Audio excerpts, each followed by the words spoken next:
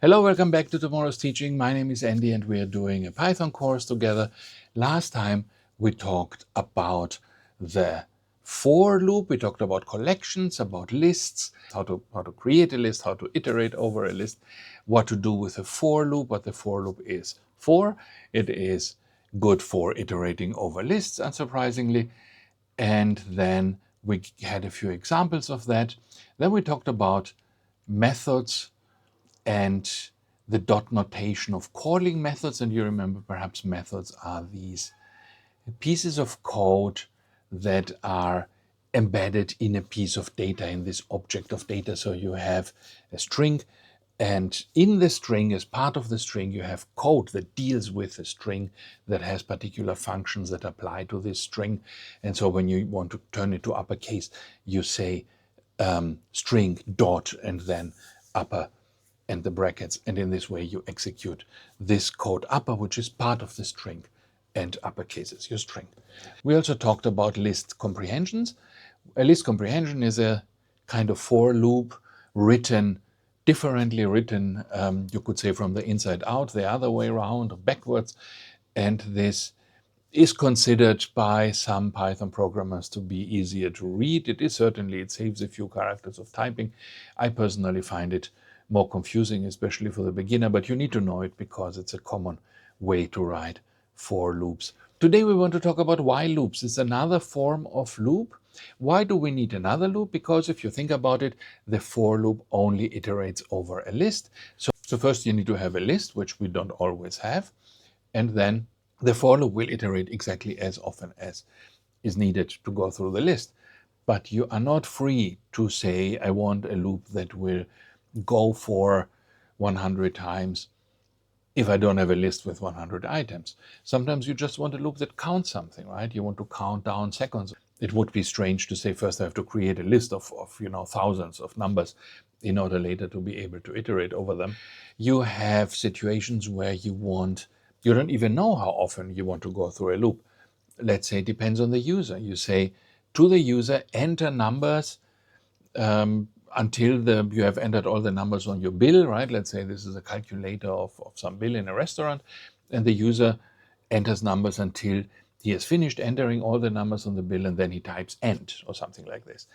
And then you go through the loop until the user types end, but you don't know when this will be. This could be after 3 items if it's a short bill, or it could be after 20 items if it's a long bill. So you cannot say in advance how often the loop will run. And there is no list in advance because the user is just entering it. So we need a more dynamic kind of loop, a loop that will iterate until a condition is fulfilled and that is not bound to a list like the for loop. Okay, so I have this example. Imagine you have a computer game, something like Minecraft, and you have this character in there, and your character will be hungry after some time, and then it has to eat, and every time it eats something, it becomes less hungry. And now you want to manage this eating process in a loop. So what happens now? You have this character, and while he is hungry, you want him to be eating. And this is where the while comes in, right? As a loop construct.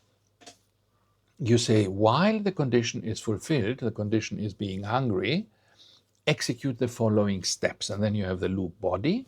And in the while loop, like in the for loop, the loop body is indented so that you know where it goes and what will be repeated. And then while the condition is fulfilled that you're hungry, keep eating. And then when this is over, when the eating leads to you not being hungry anymore, then the while loop will stop executing because it always tests the condition while you are hungry, keep eating, right? So when this is not fulfilled anymore, you fall out of the loop at the end and you continue with some other action. And this is the standard while loop, and this is called a top-controlled loop because you're testing this condition before you even begin to go into the loop body. So at the top you say, while you are hungry, and then comes the eating process. You can imagine that we can turn this around. We can have you eat first and then test if you are still hungry. So then you would say, do eating, and then the eating process is in the loop while you are hungry. This works Also, but there is an important difference to the previous one. Can you see what it is? Think about it for a second. In this case, the loop will be executed at least once, right? Because I tell you start eating and then I look if you are still hungry.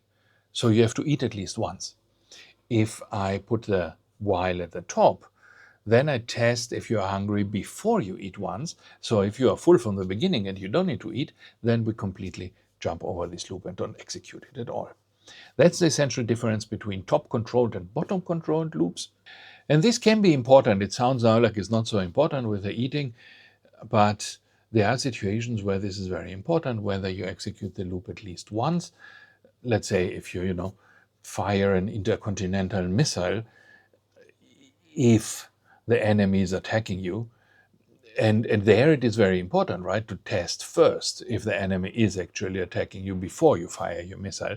You don't want to first fire a missile and then check if you're being attacked, right? So, I mean, this is an extreme example, but it shows you that it can be very important where you test your condition. Do you test it before or do you test it after the action? And so a while loop has three different parts. It has an initialization, which sets up the variable that you will be testing, in this case the hungriness. The hungriness needs to be known before the loop begins, especially if the loop is top controlled, because before you even eat, you have to have some state of hungriness that is defined, because you're going to test if hungry then eat, or while hungry then eat. And this while is going to happen before you have an opportunity to go into the loop. So before the loop, you need to initialize your hungriness with something. You either need to say, yes, I'm hungry, or I'm not hungry. So if hungry, let's say, is a state in percent from 0 to 100, then you need to begin by saying hungry is 50, or hungry is 0, or hungry is 100, something. But it needs to be known. You cannot just jump into this test. If hungry is greater 80% than eat, you cannot do this if you have not defined hungry. So first you need to initialize hungry with something, depending on whether you want to execute at least once or not. Second, you need to have the condition while hungry is greater than 80%, and then comes the loop, keep eating. And inside the loop now, you need to update your hungriness. This is very important, right? Because if you don't update your hungry state inside the loop, you eat, but you don't get any less hungry. So the next time the while condition is tested, it's still 80%. And then, or whatever it was in the beginning. And then you keep eating, but your hungry doesn't get updated, so your hungriness is still 80%. And so you keep being stuck in this loop. So this becomes an endless loop, an infinite loop that will never terminate. And your program will just at some point be aborted, right, by Google Colab, because it's stuck in an endless loop. This is not what you want, right? So an endless loop never makes sense. Every loop needs to have some condition where it terminates, otherwise your program will never be able to do anything else. So therefore, you have to make sure that you update your hungriness inside the loop. The moment the loop goes through the eating process, it has to, at the end of it, update the hungry variable, reduce it, right? So if in the beginning you were 80 hungry, now you're 70 hungry, now you're 60 hungry. Every time you go through the loop, you're less hungry.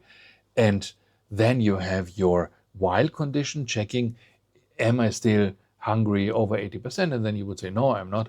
So now the loop terminates and the program continues with something else, right? So yeah, let's have a look how this looks here. We have a loop that will count years from 1920 to 1930. We initialize the year with 1920, print welcome to the roaring 20s. This is just to show you something that's outside the loop. This is unconditionally going to happen. And then we have the condition, while current year is less than 1930, smaller than 1930, print the year is current year, the party continues, and you see that this is an F string in there, right? So it will replace current year by the actual year. And then we have to update the variable. The current year should become current year plus 1. This is an assignment, right? We are not testing the equality, we are assigning. So first Python will calculate current year plus 1 and then stick it into current year, right? This is what happens here. So current year gets updated. It gets counted up by 1. And then this is it. This is the end of the loop, right? We know where the loop is because of the indentation. So the while sees that we are finished here with the loop, and then it goes into the next iteration. Now the current year is tested again. It's still lower than 1930, so it prints the next year, updates it, and so on. Now, will it print at the end 1930 or will it not print 1930? That's a very important question. How often will this actually run? Will it run 10 times? Will it run 11 times? Will it run 9 times? So it begins with 20, right? And so 20 is less than 1930, so it runs first with 20. So it will run with 20, 21, 22. At some point it's 29. When it's 29, the current year is still lower than 30. It runs with 29. It prints 29. And then it says current year is current year plus 1. So now it becomes 30. And then it tests the while condition again. Is it less than 1930? And now it's not less than 1930 because it is 1930. 1930 is not less than 1930. So it's equal. Therefore, the while loop will not run. And it will break off. It will stop looping, and it will go to the statement that is after the loop. And how does Python know what's after? Because of the indentation, right? So the print down there, the year is now current year, the Great Depression begins, is on the left side under the while. It is not inside the loop block of the while. And so we expect it to count all the 20s from 20 to 29 and then to jump out and print the last line with 1930. So let's see if it will do that. Let me go in here and then press Control Enter. Here we go down, here is our loop, and it does exactly what we just said. So that's important, right? It's very important that you're able to predict what your loop will be doing, that you know what it will do in advance. Pilots have this, I've heard it on YouTube in some videos, that pilots have this saying that you should be ahead of the airplane. So it means you should always know what the airplane is going to do rather than being surprised by what it does. And the same is true of programming. You should always be ahead of the computer, right? You should always know what you expect from your program and then see if the program does what you want rather than the other way around. It's a very bad idea to just program some random stuff, then press run and see what will happen. This is bad because if you don't know exactly what happens, it's very difficult to fix your mistakes. If it does not do what you want, then you don't know where to start fixing it because you have no mental model of what it is supposed to do or what it will do if you change something. So you change something and then you still don't know what it will do. You have to try again. And there are so many things you can change in a program. I mean, not all programs are like 5 lines like this one. Most programs are much bigger. They have hundreds, thousands of lines. So where do you need to change something in order to achieve the result you want? If you don't know it, you are stuck forever trying little things here and there, and the probability that you will find it by accident is very low. So this is why you should always make a point of predicting what your program will do, learn to have this skill, looking at the code and saying what it will do. And then you can execute it and verify that your model was right, your mental model, your prediction. If your prediction is wrong, don't only fix the code, but ask yourself, why did I get it wrong? What did I not understand? And then fix your mental model. It's more important than fixing the program because your mental model will guide you in thousands of other programs in the future, while this particular program is only one. So fixing this mistake is not that important. Fixing your ability to predict what the program will be doing, this is the important thing for your future, right? Okay, so let's go down here. One more question. What will happen? Let me clear this off here. What will happen now if the year is initialized with 1940, instead of 1920? Let's say I say 1940 here. What will happen now? Try to think of it. Try to mentally, without trying it out, try to predict what will happen. Stop the video if you need to one moment and think about it. Okay, so what will happen, of course, is this loop will run 0 times. It will never run because the first thing that it tests is while current year is smaller than 1930 here, right? And current year is not smaller than 1930, so this while will never be executed, right? And we will see only this here as output, welcome to the roaring 20s, and we will see this here, the year is now current year, which will say 1940, but no loop. Okay, this is what happens, you see it here. Okay, I hope you got this right. Now let's go down here. We have a program with an error here. This is very valuable for you to see programs that are wrong for the same reason what I just explained, because you want to be able to predict and to see the bug without having to execute it.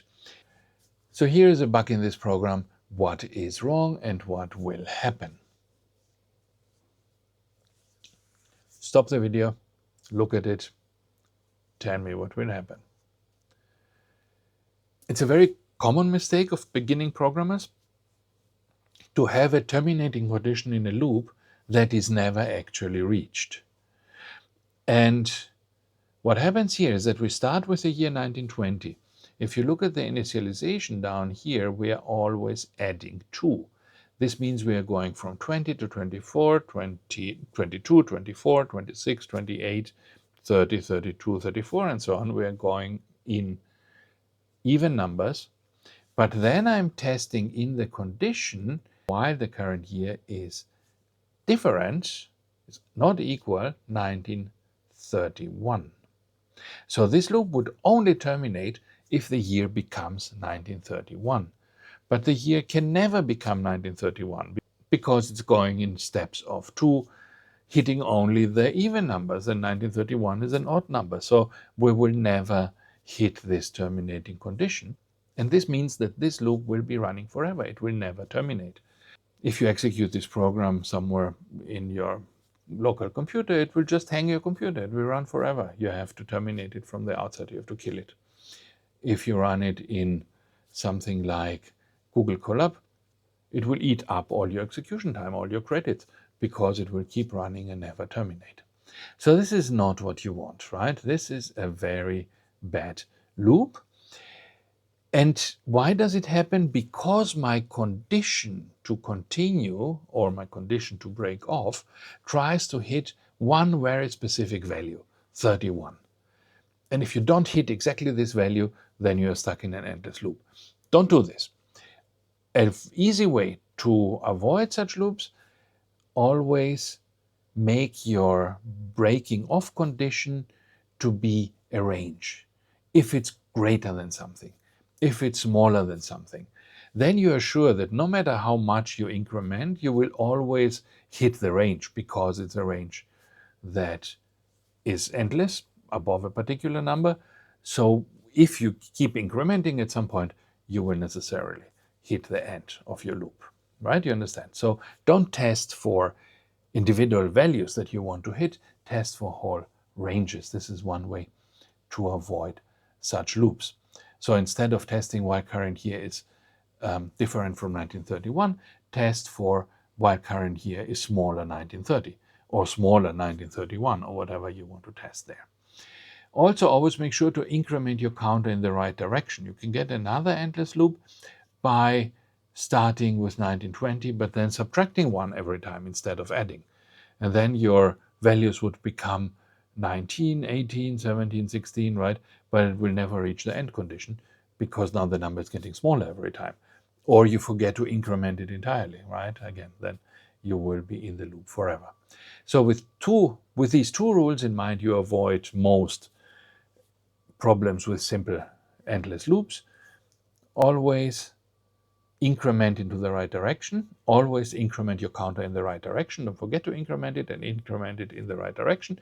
And second, always test for ranges that will break off your loop, not individual values. And this will save you a lot of headaches in the future. Okay, a bottom controlled loop. We need sometimes to guarantee that the loop's code runs at least once because we have some initialization in the loop. We have something that needs to be done before we can check the loop. The condition can only be checked after I do it at least once. Python does not allow me to do this with a special keyword. Instead, you can simulate it with a while true loop and the break keyword. While true is a condition that is always true. as the word says. You write the true with a big T, and this is a constant condition that is always true. It's a value that's always true. And so if you start a loop that says while true, this is an endless loop, right? This will run forever because the condition is always true.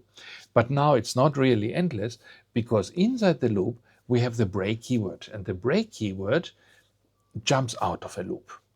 At the moment when the loop sees, or when Python sees the break keyword, it will jump out of the loop in which it is now, of the innermost loop where it is just now, to whatever comes after the loop. And so this break keyword allows us in an infinite loop to not be stuck, because we can jump out of it when a condition is fulfilled.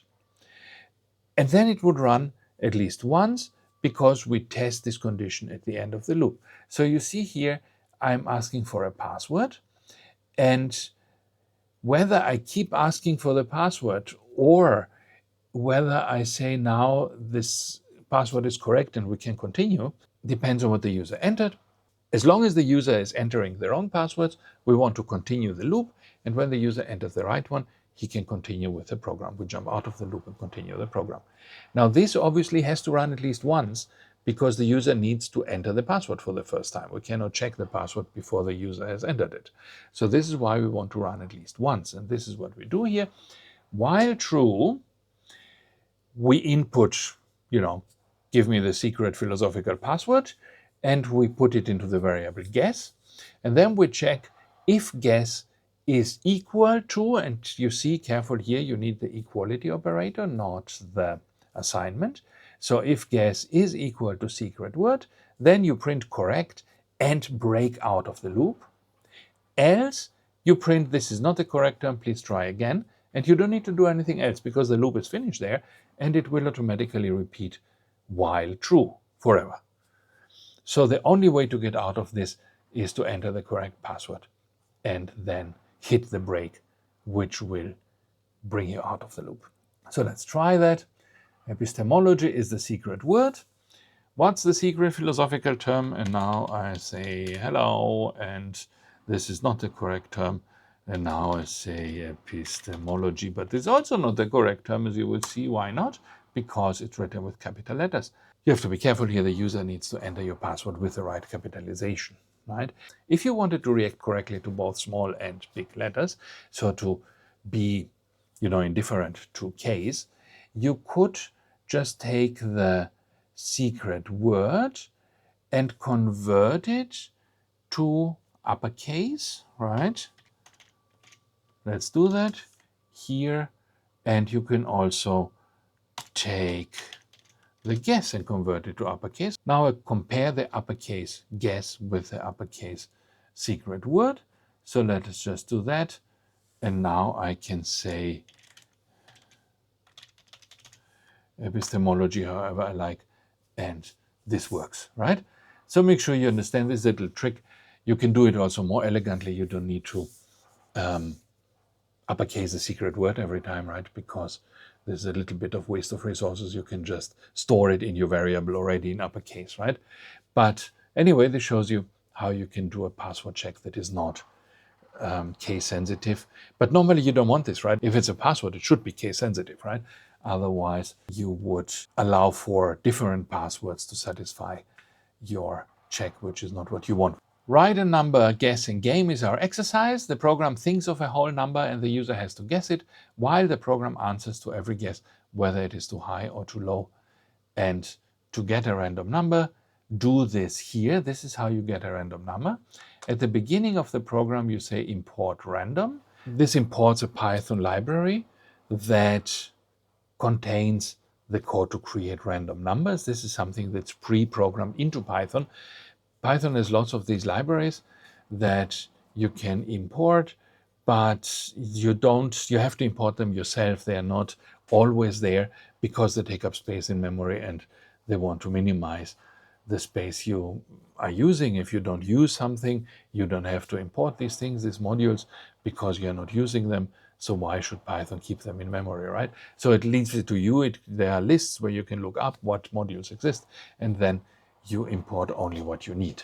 So the module random gives you random numbers, and the following returns a random integer n that is between a and b, including a and b. So you say number is random dot rand int a, b. We can try this out. Let's try it out. We can run this in a one-time cell. We copy this whole thing and then we go to insert scratch code cell. The scratch code cell has the advantage that it is separate from my main program, so I don't change my notebook if I just want to test something. So here's what I do. And then a and b, let's say I want a number between 1 and 5, right? So perhaps I should also print my number.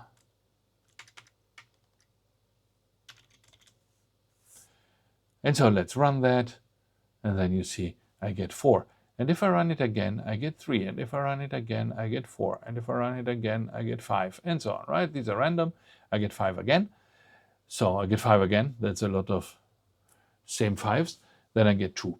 But it's random, right? This is why it can give you 3 5s. No problem. Summary. Use a while loop when you need a loop based on a condition, not a fixed collection. A standard while loop is top controlled. It checks the condition before running. Beware of infinite loops. Always make sure your condition will eventually become false. We can simulate a bottom controlled loop using the while true and break statement combination. And this is useful for things like input validation that have to run at least once, because you need to have at least once what the user is entering so you can check it. That's it for today. Thank you and see you next time. Bye-bye.